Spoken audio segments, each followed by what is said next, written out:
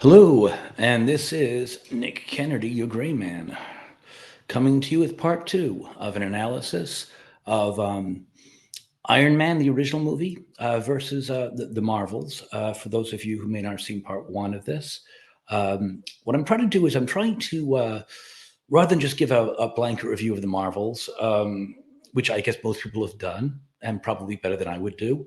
Um, I'm actually looking at where I think things went askew.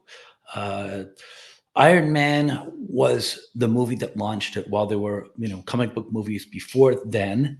Um, Blade, The Phantom, um, The Shadow. I'm sure there's others I'm forgetting. That horrible 1994 Fantastic Four, but that was Roger Corman, I believe, that just wanted to keep the rights. Anyway, but there were comic books before. But Iron Man really kind of brought us into the new era. And it did just about everything right that got Marvel at the top.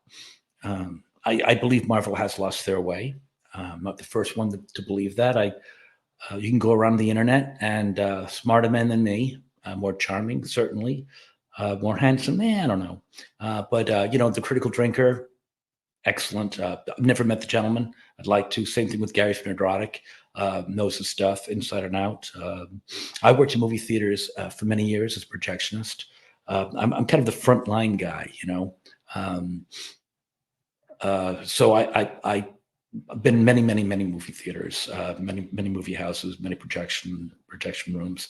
But I mean, if you were on True Insider, Chris Gore, he actually has his ear to Hollywood, much more than me. I'm just a grunt who's been there, and I can tell you movie trends. I know how things work. How to predict how movies are going to do well, just from like I said, the front lines. I've been on there so many years, but no, I'm not an insider.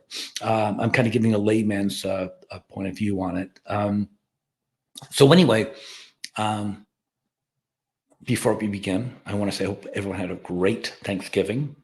A shout out to my Nigerian brother. We're partners at the Big K. He's got some personal business he's working on right now. And just as soon as he takes care of that, he's going to be joining me again. Keeping your seat warm for you, big boy. Whenever you're ready, come on back. Okay. So getting back to what I was saying, that the first part was,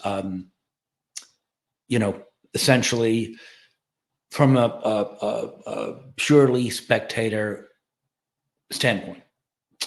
I plan to take a little bit of a deeper dive into why I think things happen the way they did. Um, Motivations maybe have changed for Marvel. Just my observations. So let's use good old IMDb. I'm just gonna change the screen here. See what we can do here. No, we can do better than that, I think. There we go. That's probably better. All right. So here we go. This is Iron Man, and again, this is IMDb. I mean, anyone who's familiar with the internet probably knows this. It kind of gives an overview of how things go, behind the scenes, essentially. So let's look at Iron Man. The first thing that stands out is the director is Jon Favreau. I hope I'm pronouncing that name correctly. For those of you who might be familiar, you probably, if you don't know the name, I'm sure if you're a fan of Marvel, you know the face. He's been around since day one. He usually plays Tony Stark's bodyguard slash chauffeur slash man Sunday, whatever it's called. He does whatever Tony needs him to do. Is his faithful right hand, and he's also the director. I believe he might have actually some writing credits here too. I haven't actually gone through these. I kind of know what I'm gonna see because I just kind of know. We can look at it together though. So Jon Favreau has gotten a long history of comic book and especially Marvel knowledge. He's been around for a very long time. He directed this, and let's look at his resume now. Mandalorian, okay. Gnomes and Goblins, Elton John. Lion King, he directed the Lion King. I guess that would be the live movie. not the comic that came out in 1992. Okay, the Orville short Jungle Book. Okay, director of the Jungle Book, another major one about a boy. That would be the TV show, not the movie. Here we go. Uh, Office, fine. Cowboys and Aliens. Yeah, made a mistake of taking my daughter that. I enjoyed it kind of. It's kind of off kilter, and maybe one day she'll talk to me again from it. But she didn't like it too much. Iron Man 2 and Iron Man. Zathura. Oh, that's a video game, but there's a movie Zathura. Elf, huge movie. Don't know when declared. Don't really know what made. Okay, but I mean, you can see he's got a rich background here. Probably doesn't sum up exactly how knowledgeable he is on movies, but he's always been behind the scenes, um, and he's very heavily or was very heavily involved in Marvel. Um, Now let's go to take a look at. Let's see here. Where's it? Come on, Marvel. There we go. Okay, Nia DaCosta. Nia DaCosta. Now, for those of you who probably have been bopping around the internet, you know that there's people out there who said that they believe she was cast rather than hired. She checked boxes. Um, I'm not here to disparage anyone, but I don't disagree with that necessarily. Let's see what her history is. Now, she was given a budget. Um, let's take a look at it in a second, but let's see. Okay, there we go. Okay, so we want to find her history of directing. Here it is. Excuse me, the Marvels, right. Before that, there's Candyman. That's not the good Candyman with Tony Todd that came out in 1992 with Virginia Madsen, which I liked, by the way. This is a remake, which I've not seen. Didn't do well. Um, haven't seen it, really can't comment, but of what I hear, it's not great. Let's see what else she did. That's a short, 30 minute movie. Top Boy, never heard of it. TV show. Little Woods. I don't know what that is. Little Woods. Let's take a quick look here. Like I said, I really haven't done this. I'm kind of learning it with you. Oh, Tessa Thompson. Interesting. Interesting. I see a combination between Nia DaCosta and Tessa Thompson. There must be something going on there, I guess. I don't know. Take a look at this budget here. Oh, goodness. The budget's not even listed.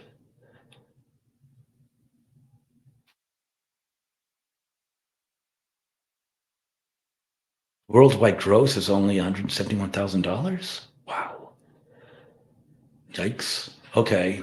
That even qualifies a movie. Okay. So, yeah, she did that, I guess. Okay. That's a short. That doesn't count. There's that movie with Tessa Thompson, which doesn't even list a budget. Um, Episode of Top Boy. Again, don't know what that is. So, really, what it comes down to is Candyman, which is a flop movie. Okay. And this Little Woods, which I don't know what to make of that. Worldwide gross $170,000. Okay. So I guess my point is here that she may be a little bit over her head. Let's take a look at the budget that she was given for the Marvels. I'm sure it was more than 171,000. I'll tell you that much. Okay, so she was given $220 million. That would mean to even talk about break even would probably have to do about a $500 million. I would say it's been out for 3 weeks. It's done 169 million. That's not gonna. That's not gonna cut it. That's not gonna cut it. No, this is going hard to say exactly. I would say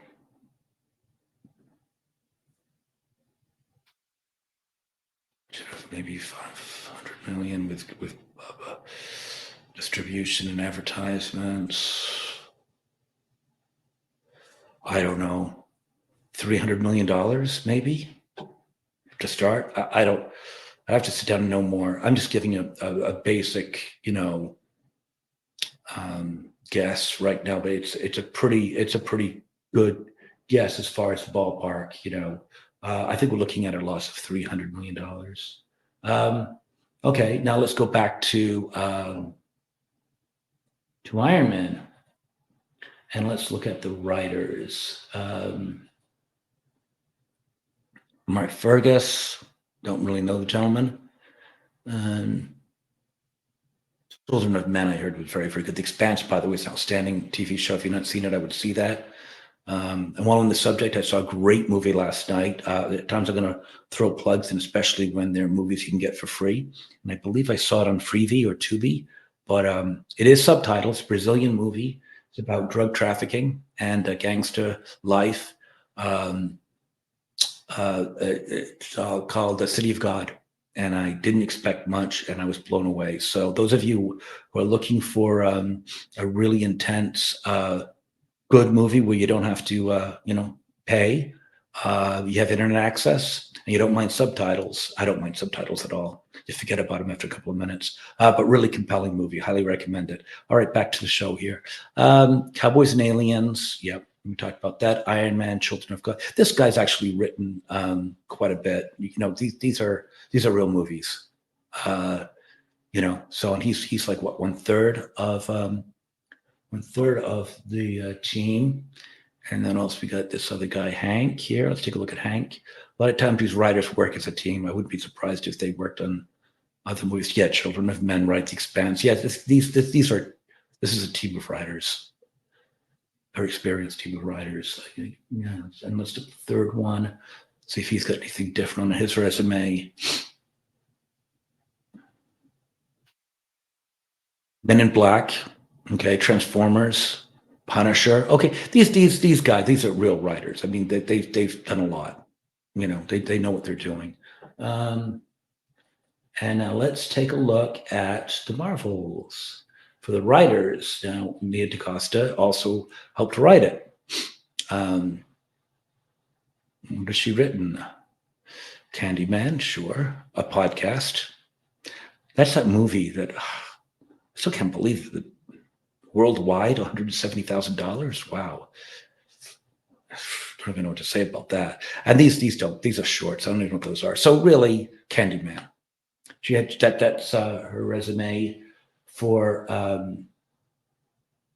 don't mean to pick on Nita Costa. I really don't. I'm not out to disparage anybody, but I am talking about fiscal responsibility.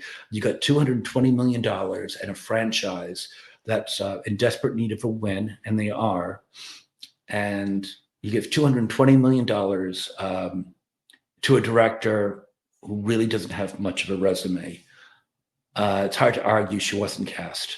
And to be quite honest with you, see Megan McDonnell, see what her writing credits are.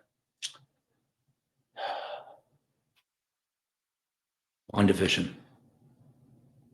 WandaVision. For those of you like myself who are unfortunate enough to watch WandaVision, enough said. So that's her.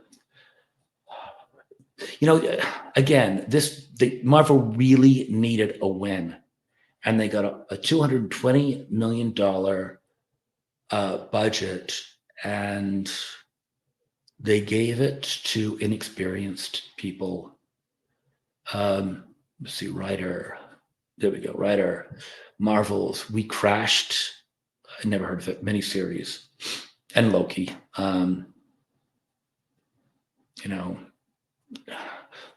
Loki makes WandaVision look like a masterpiece, like Citizen Kane. Okay, well, look, here's the thing. I'm all for putting people in over their heads. I work in technology. I've been in technology now for 30 years. I always believe, especially when I first started out back in the 90s, if you weren't over your head, then you weren't trying. It's always good to wake up every morning and have a challenge. The problem is when the challenge is an unhealthy challenge.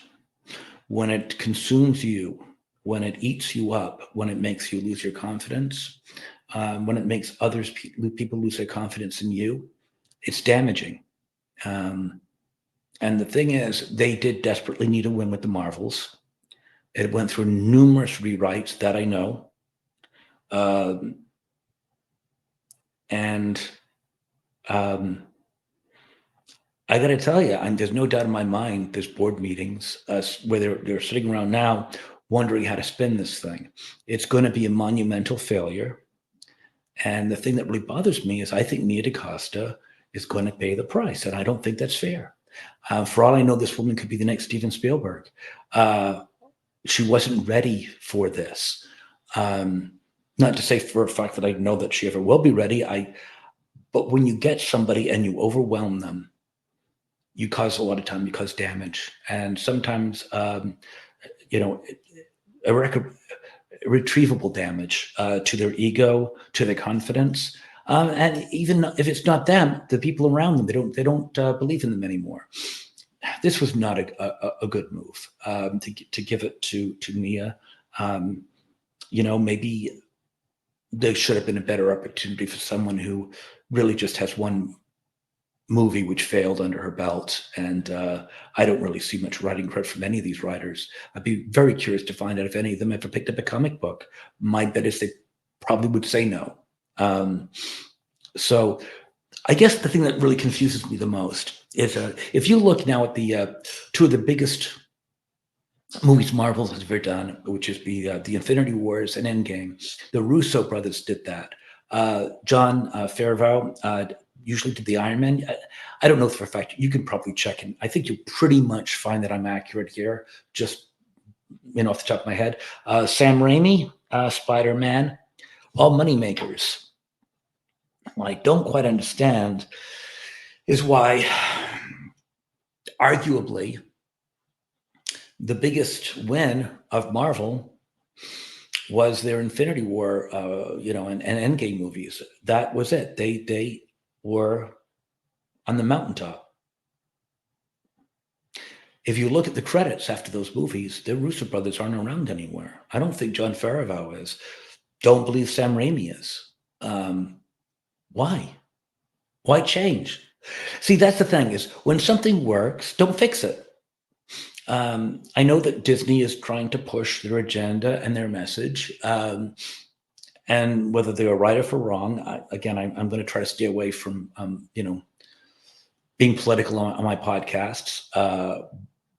But I think it's fair to say if you like money, if you're into this for money, you want those guys back. You don't care what color their skin is. You don't care what gender they are. Everyone loves a buck, and I guess that's one thing that's kind of confusing me. Everything I've ever learned in school with economics was supply and demand, and if the more people want, the higher the prices go with capitalism, and when money's not flowing, that's not good. You make changes. And that's what's confusing me. This year has been a terrible, terrible, terrible year for Disney / Marvel. Don't have the figures in front of me, but I heard somewhere around, I don't know if it's true or not, $8 billion maybe, all said and told. Don't quote me on that because, that's just what I hear. I've not checked into that. But, let's just say that's, a lot of money. They're losing an awful lot of money. Why are they not correcting course? I don't see the Russo brothers or John Favreau or Sam Raimi signing up for anything else. Quite the contrary, they lost James Gunn, who was the only one that had a successful movie this year with Guardians of the Galaxy 3, which was just okay, by the way. I actually wasn't crazy about it, but a lot of people loved it. I'm not among them. I don't know. It's just something to throw out there. Everything that Marvel and Disney are doing now goes against everything I've ever learned in school, college, about economics, and I don't quite understand what's going on. Anyway, that's it. That's pretty much what I had. A little bit of a deeper dive into why I think the movies aren't working. Part one kind of gave a fan standpoint, and this, and you'll find if I haven't done them all, but I think if you actually go into a lot of the movies like Captain America, Civil War, and Winter Soldier, any of the other winners, you'll find experienced writers and directors behind them. And then if you go into the movies recently, I think you'll find more Nia DaCosta's, and whether they're being cast rather than hired, that's for you to decide, I guess. But I can't, from what I see, disagree too heavily on that. This is Nick Kennedy, your Dark Man. And I'm saying that I hope it was good for you, like it was for me. Have a good night now, everybody. I'll talk to you later.